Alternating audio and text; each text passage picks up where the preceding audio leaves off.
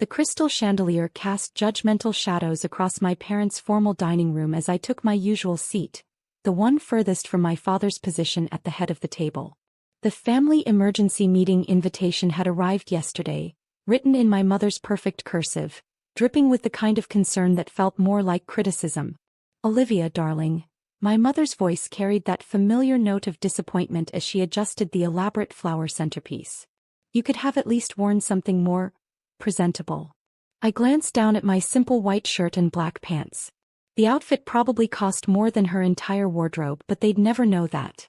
Just like they'd never bothered to ask what I really did with my little online business for the past 4 years. My sister Victoria swept in, designer heels clicking against the hardwood floors, Hermes bag swinging from her arm.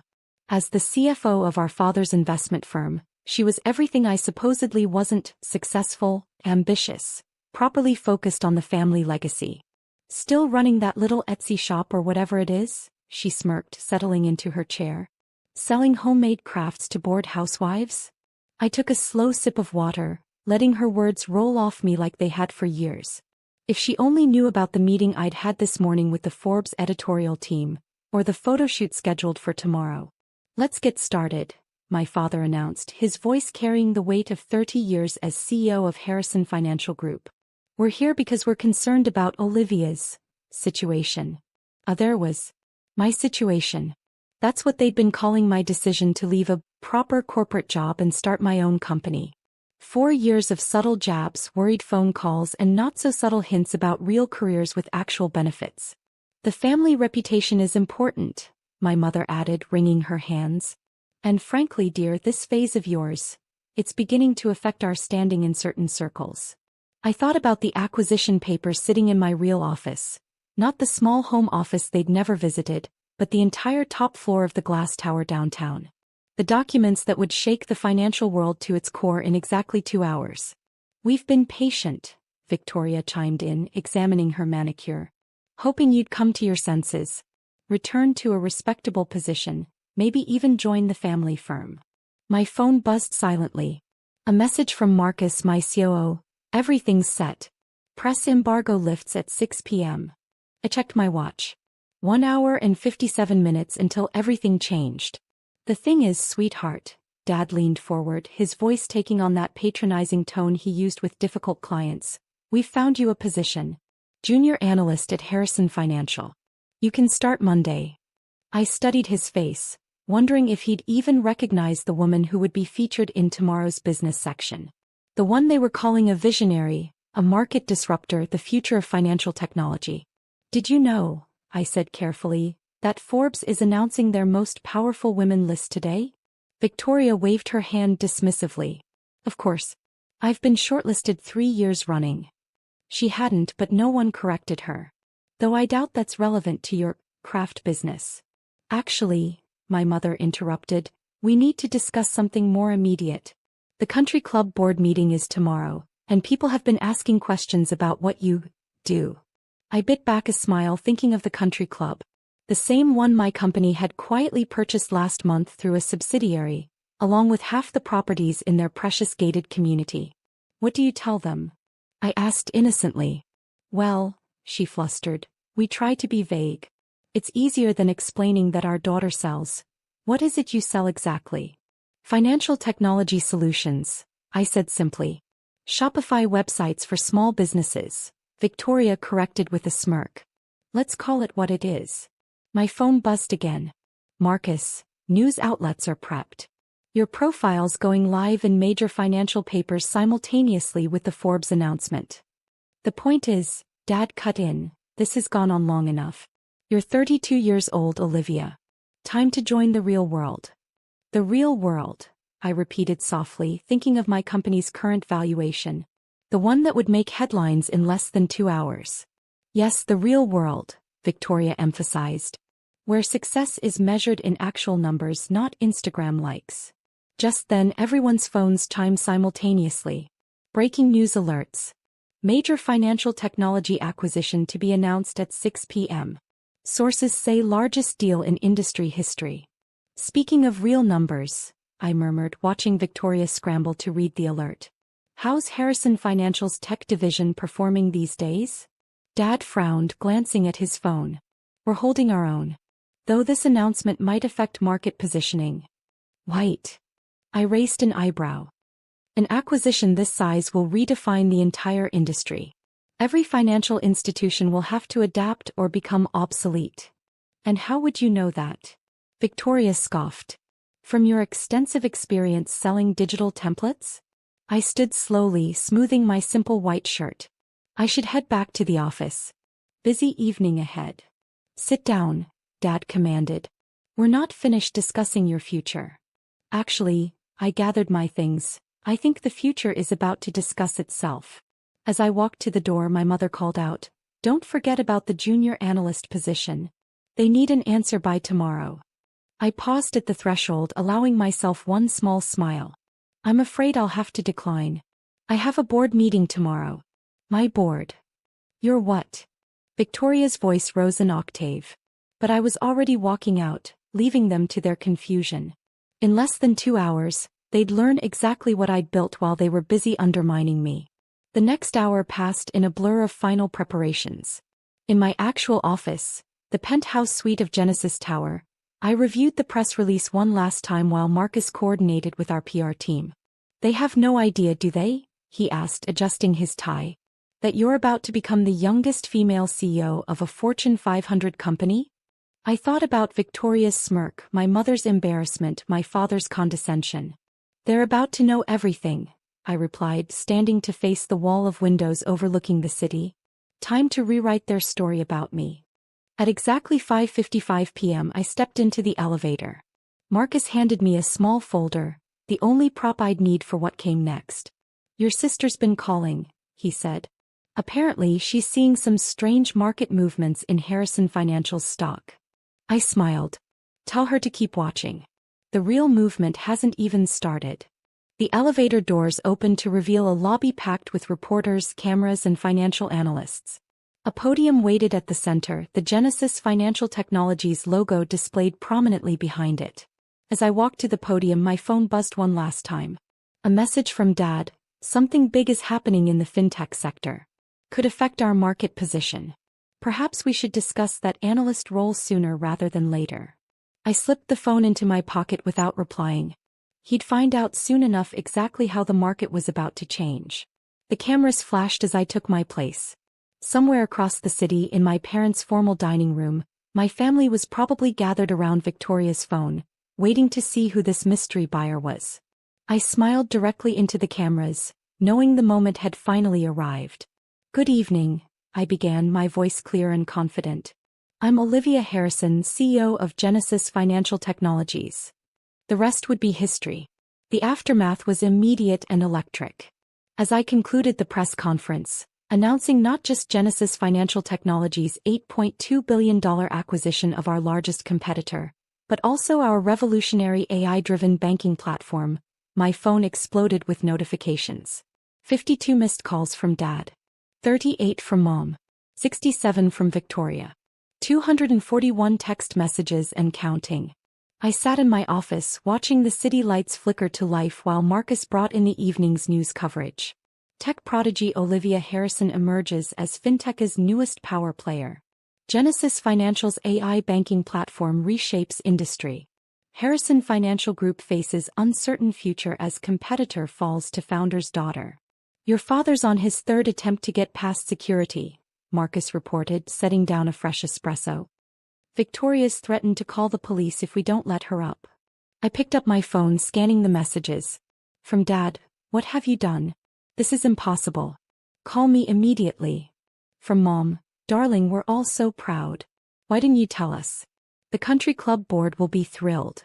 From Victoria, you manipulative little. How long have you been planning this? This is sabotage. Ms. Harrison, my assistant's voice came through the intercom. The Forbes photographer is here for tomorrow's cover shoot. I stood, moving to the window. From here I could see Harrison Financial's headquarters, the building where I'd once been offered a junior analyst position. Where Victoria still thought she ruled the financial world.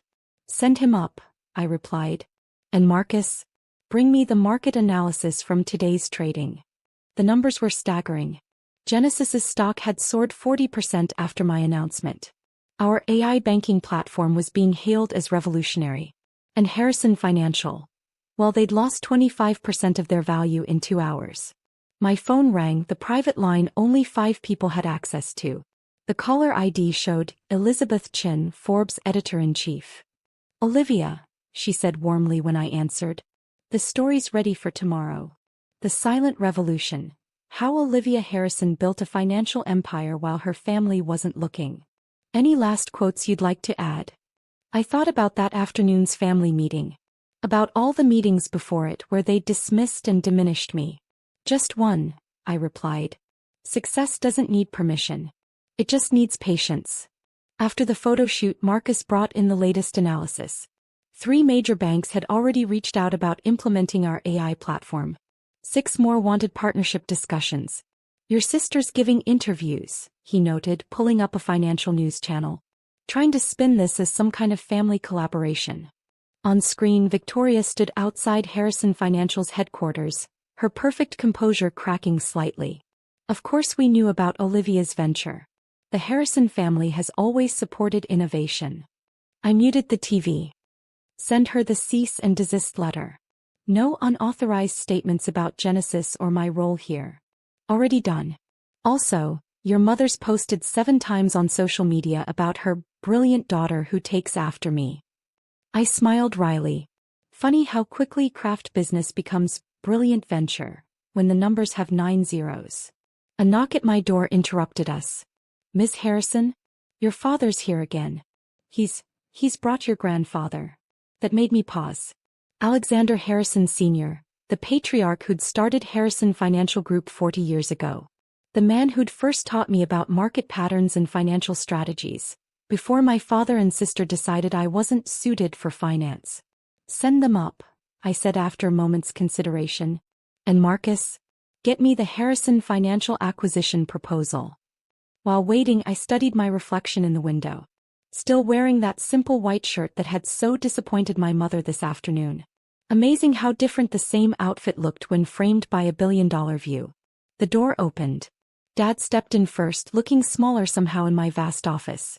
But Grandpa walked in with a hint of a smile playing at his lips. "The quiet one," he said softly, looking around at my empire. "Always watching, always learning. I wondered when you'd show them." Dad's head snapped up. "You knew." "Known since she was 12, Grandpa eased himself into a chair. "When she corrected my market analysis over breakfast. You were too busy praising Victoria's new haircut to notice." I sat behind my desk, watching my father struggle to reconcile his narrative about me with the reality before him. "Why?" he finally asked. "Why the deception?" "Deception," I echoed. "I built this company openly. Filed all the proper paperwork. Even used our family name. You just never bothered to look beyond your own assumptions.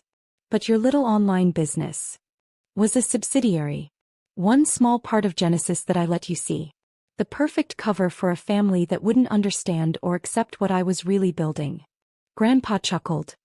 "And now you own the country club where they wouldn't even give you a full membership." Dad's head snapped up again. "What?" "Genesis acquired it last month," I confirmed. "Along with most of the properties in that gated community you're so proud of. Amazing what you can buy when no one takes you seriously enough to check the buyer's identity." "This will destroy Harrison Financial," Dad said quietly. "No," I corrected, sliding a folder across the desk. "This will save it. If you're smart enough to take the offer." He opened the folder with trembling hands, reading the acquisition proposal I'd had prepared for weeks. "A merger," he whispered. "Harrison Financial becomes part of Genesis," I explained. "You keep the name, keep some autonomy, but ultimately join the future instead of fighting it." "And if we refuse?" I pulled up our AI platform demo on my screen. "Then you compete against technology that's already revolutionizing banking. Against a company that's now worth 4 times yours. Against the future itself." "Victoria will never accept this," he said, but his voice lacked conviction. "Victoria just lost your 3 biggest clients to us this afternoon," I replied calmly. "They signed transfer papers right after my press conference. She doesn't have to accept it. The board will do that for her." Grandpa leaned forward, eyes twinkling. You've orchestrated quite a checkmate, my dear. I learned from the best, I smiled at him. You always said to watch the quiet ones. They see everything while everyone else is busy talking. A knock interrupted us, Marcus, with more market updates. Genesis stock was up another 15% in after-hours trading. Harrison Financial had been downgraded by 3 major analysts. Think about the offer, I told my father as he stood to leave. You have until morning. After that, the terms become less generous. At the door he paused. That junior analyst position was beneath me 4 years ago, I finished for him. Just like it was beneath me today. The difference is now you know why. After they left, I turned back to the window, watching the city sparkle beneath me. Tomorrow would bring more challenges, more family drama, more attempts to rewrite history. But for now, sitting in my office in my simple white shirt, I was exactly where I needed to be. Because sometimes the best revenge isn't proving people wrong. It's letting them realize they never really knew you at all. The morning after my revelation dawned bright and cold, much like the reception waiting for me in the business world. The Forbes cover had dropped at midnight, my face, wearing that same simple white shirt above the headline, The Silent Revolution, How a Daughter Built an Empire While Her Family Built Excuses. I arrived at Genesis Tower early, passing through the crowd of reporters still camped outside. Inside my office, Marcus waited with the morning briefing. Victoria's on CNBC, he reported. Trying to claim she was your secret mentor all along. Says she guided your development from behind the scenes. I sipped my coffee, watching the interview on mute. My sister looked polished as ever, but there was a desperation in her eyes that even perfect makeup couldn't hide. And the numbers? Genesis stock up another 30% at opening. Harrison Financial. He paused, down 45%. Their board is meeting in an hour to discuss our merger offer. My phone buzzed, a text from Mom. Darling, the country club is absolutely buzzing. I've already been approached about joining 3 charity boards. When can we schedule a proper family photo shoot for the society pages? I deleted it without responding. Your grandfather's here, my assistant announced through the intercom. And he's brought some interesting documents. Grandpa walked in carrying a worn leather briefcase I remembered from my childhood, the one he'd used to teach me about market analysis while everyone else was busy praising Victoria's latest accomplishments. Thought you might want these, he said, laying out old papers on my desk. Your first market prediction model. Age 12. The one that correctly forecast the 2008 crash 3 months before it happened. I picked up the faded papers, covered in my careful childhood handwriting. You kept these. Along with every business proposal you wrote in high school. The AI banking concept you developed in college. He smiled. The same AI system that's now worth billions. Does Dad know you had these? He never asked. Too busy grooming Victoria to be his mirror image. Grandpa sat down heavily. They're voting on your offer right now, you know. At Harrison Financial. I nodded, pulling up the live feed from their boardroom on my screen. Benefits of owning the building's security system, another acquisition they'd never noticed. Victoria stood at the head of the table, gesturing frantically. Even without audio, I could read her lips. This is a hostile takeover. We can't let her win. Speaking of winning, Grandpa nodded toward my phone. Your mother's redecorated her social media with your Forbes cover. Though she's carefully cropped out the part where you mentioned their lack of support. Some things never change, I murmured just as my assistant buzzed again. Ms. Harrison? The Harrison Financial Board vote is in. I straightened in my chair, watching the feed. The board chairman was standing now, Victoria slumped in her seat, Dad staring blankly ahead. They accepted, my assistant confirmed. Full merger your terms. They want to announce immediately to stop their stock's decline. Grandpa chuckled. Well played, my dear. Now what? Now, I pressed the intercom, send in the transition team. And Marcus? Start the integration protocol we discussed. Within hours, Genesis teams were moving through Harrison Financial's offices. Victoria was escorted out. She'd be offered a position eventually, but not before she learned some humility. Dad was named Chairman Emeritus, a title with prestige but no power. As for me, I had an empire to run. The next few weeks transformed both companies. Our AI platform revolutionized Harrison's outdated systems. The merged entity's stock soared. And my family, well, they learned to live with a new kind of daughter. Mom stopped arranging suitable marriages and started asking about suitable investments. Victoria, stripped of her CFO title but learning actual finance in a junior role, discovered she had talents when she wasn't just playing politics. A month after the merger, I stood in my office reviewing the latest success metrics when my assistant announced one final visitor. "Your sister's here. Says it's important." Victoria walked in looking different somehow. The designer labels were gone, replaced by simple professional attire. The arrogance had faded from her stance. "I've been going through the AI platform documentation," she said without preamble. It's brilliant. I never understood what you were trying to explain all those years ago." "You never tried to understand," I corrected gently. "None of you did." She nodded slowly. "I know. And I'm sorry. Not because you won, but because I wasted years trying to be Dad's copy instead of learning to be myself." I studied her for a moment. "The junior analyst position is still open. The real one, not the fake one they offered me." "Interested. You trust me? After everything?" "Trust is earned," I replied. "Just like success. Are you ready to earn both?" She straightened, and for the first time I saw something of myself in her stance. "Yes, I am." "Then welcome to Genesis." I held out my hand. "Leave your assumptions at the door." That evening I added the Forbes cover to my wall of achievements, right next to those childhood market predictions Grandpa had saved. Below it I hung a simple white shirt framed, the one from that last family meeting. My phone buzzed, a message from Marcus about tomorrow's Global Finance Summit where I'd be giving the keynote speech. The topic? The power of being underestimated, how silence builds success.